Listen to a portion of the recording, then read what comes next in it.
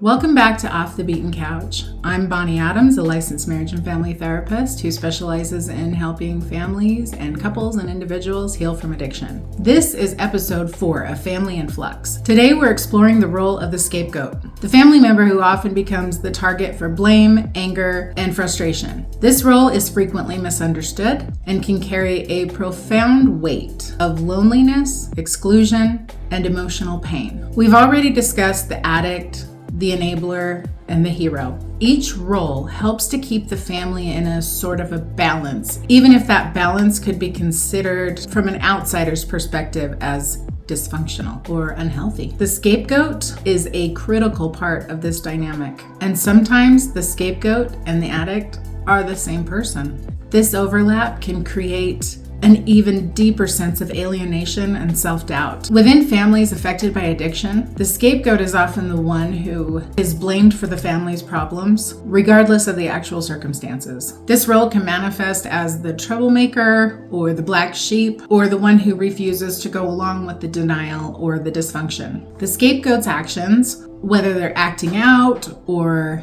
rebelling, or simply being different, draw the family's attention away from the deeper issues. When the person struggling with addiction is also the scapegoat, every misstep, every relapse, or crisis just becomes further proof to the family that this person is the root of the entire family unit's pain. The cycle just continues to reinforce itself. The more blame placed on the scapegoat, the more isolated and misunderstood they become, which can drive further acting out or substance use. There are family systems where the scapegoat and the addict are two different members, but often the roles merge. When the scapegoat is the addicted loved one, the family's focus on the struggles with the substance use can overshadow the larger family dynamics and the history that contributed to the problem in the first place. This intersection creates an extremely powerful feedback loop. Being labeled as the problem can lead to intense shame, self-blame, and emotional distress, which in turn can fuel further substance use. This individual can feel trapped in a narrative that offers absolutely no escape. Every attempt at change or recovery is often met with skepticism or even sabotage. The family system that unconsciously needs someone to carry the blame. For some, being the scapegoat precedes substance use.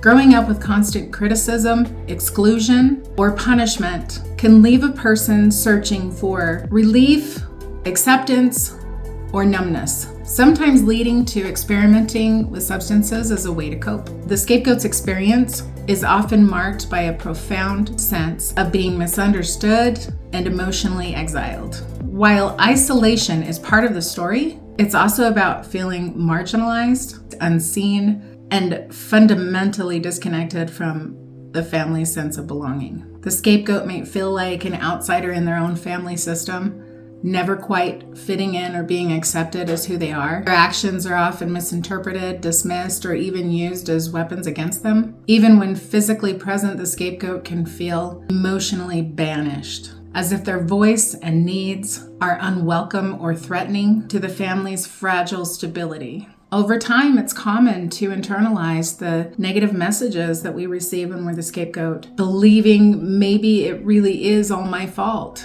which can lead to depression, anxiety, and self-destructive behaviors. The longing for acceptance and understanding can be intense, but repeated rejection and scapegoating makes it difficult to trust others and oneself. The scapegoat's role is not just about their own behavior or choices. It's woven into the fabric of the family system. The scapegoat's struggles and perceived failures allow other family members to avoid facing deeper issues, such as the pain of addiction, unresolved trauma, or their own roles in the dysfunction. But what if the addicted loved one is different from the scapegoat? The scapegoat may act out what the addicted loved one is trying to numb, or be blamed for the addicted loved one's addiction altogether. The scapegoat struggle also highlights the hero's achievements and reinforces both roles. The enabler may focus on fixing or even saving the scapegoat, sometimes to avoid confronting the addicted loved one or facing their own behaviors.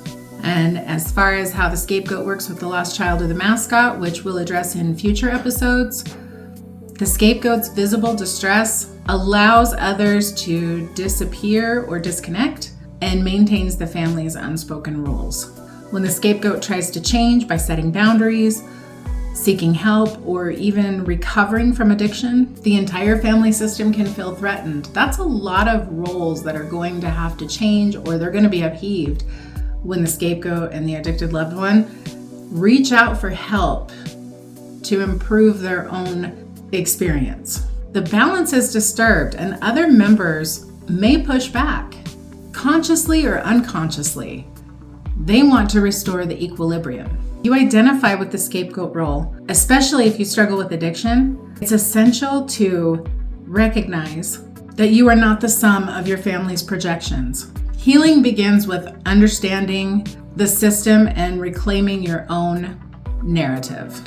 So first, recognize patterns. Notice when you are being blamed or you start to blame yourself out of habit. Find safe spaces. Seek out relationships, support groups, or communities where you feel seen and heard and valued.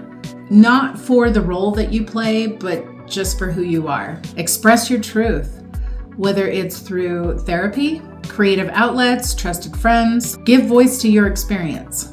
Naming what's real is a powerful step toward healing. Oftentimes, as a scapegoat, your experience is dismissed often. Challenge the narrative. Remind yourself that you are more than the family's scapegoat or the sum of your struggles with substances. Set boundaries. Protect your emotional and physical well-being, even if it means limiting contact with those who assign you the scapegoat role. And again, I'm always an advocate for therapy. Seek professional help, support. Seeking therapy with someone who has an understanding, training in family systems and addiction can help you untangle these patterns and build a new sense of self-worth. Again, changing the scapegoat narrative is difficult for not just you, but the entire family system. When you step out of this role by healing and setting boundaries or refusing to accept the blame, others are going to resist this. The resistance is not a reflection of your worth, but of the system's struggle to adapt. But every step you take towards self-acceptance and recovery opens the door for new possibilities, both for you and potentially for your family.